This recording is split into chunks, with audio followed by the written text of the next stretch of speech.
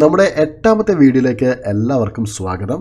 നമ്മൾ പതിവ് പോലെ കുറച്ച് മലയാളം വാചകങ്ങളും അതെങ്ങനെ നമുക്ക് ഇംഗ്ലീഷിൽ സംസാരിക്കാം എന്നുള്ളതാണ് ഇന്നത്തെ വീഡിയോയിൽ നോക്കുന്നത്.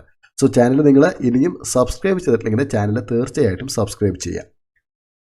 എനിക്ക് ഒന്നും പറയാനുണ്ടായിരുന്നില്ല. എനിക്ക് ഒന്നും പറയാനുണ്ടായിരുന്നില്ല. I had nothing to say. I had nothing to say. അവൻ തല താഴ്ത്തി നിന്നു. അവൻ തല താഴ്ത്തി നിന്നു. He kept his head down. He kept his head down. അവന് കേക്ക് ഇഷ്ടമാണെന്ന് എനിക്കറിയാം. അവന് കേക്ക് ഇഷ്ടമാണെന്ന് എനിക്കറിയാം. I know he likes cake. I know he likes cake.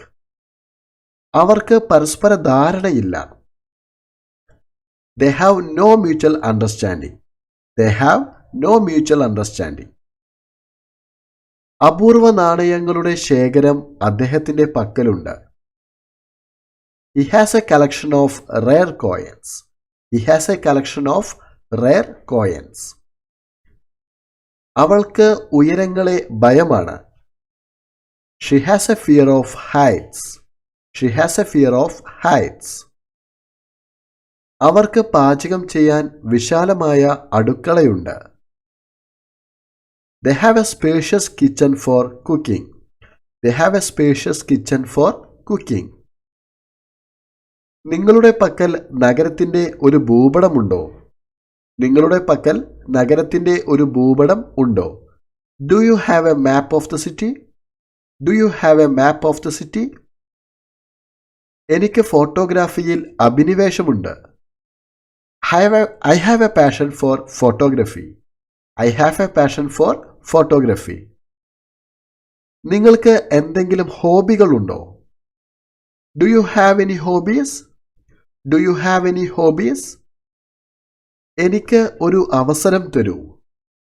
Give me a chance. Give me a chance.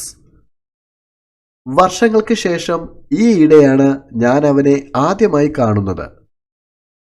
I saw him recently for the first time in many years. I saw him recently for the first time in many years. എന്തുകൊണ്ടെന്ന് എനിക്കറിയില്ല. I don't know why. I don't know why. അവൾക്ക് സഹോദരങ്ങൾ ആരുമില്ല.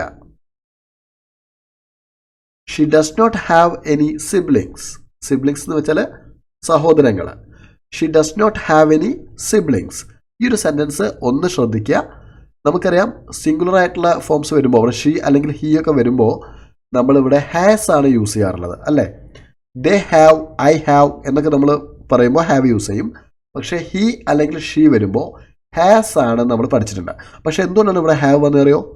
She കഴിഞ്ഞ് do അല്ലെങ്കിൽ does പോലെയുള്ള വേർഡുകൾ വരികയാണെങ്കിൽ നമ്മൾ ഇതൊരു ഓക്സിലറി വെർബ് ഇവിടെ വരികയാണെങ്കിൽ നമ്മൾ ഹാവ് ആണ് യൂസ് ചെയ്യേണ്ടത്.